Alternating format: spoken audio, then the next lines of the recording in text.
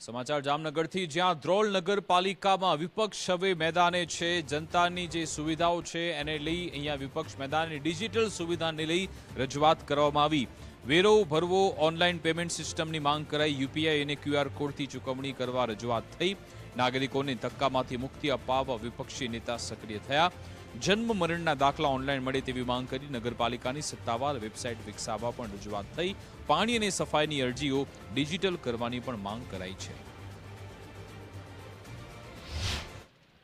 ધ્રોલ નગરપાલિકા હજી પણ રોકડ વહીવટથી ચાલે છે. જેમ કે આપણે કોઈ વેરો ભરવો હોય તો ત્યાં યુપીઆઈ કે કોઈ સ્વેપિંગ કાર્ડની વ્યવસ્થા નથી. પછી ધ્રોલ નગરપાલિકા ઓનલાઈન ક્યાંય પણ ઓનલાઈન પ્લેટફોર્મ પણ અવેલેબલ નથી. તો અમારી માંગણી એ હતી કે ગત બોર્ડની અંદર અમે પણ માંગણી કરી હતી કે ભાઈ ધ્રોલ નગરપાલિકાની પોતાની વેબસાઇટ હોય જેની અંદર લોકો ઘર બેઠા પ્રોપર્ટી ટેક્સ ભરી શકે, કોઈ એપ્લિકેશન કરવી હોય બાંધકામની કરી શકે, જેમ કે કોઈ જન્મ મરણના દાખલા હોય તો તે ઓનલાઈન ડાઉનલોડ કરી શકે ઘરે બેઠા બેઠા.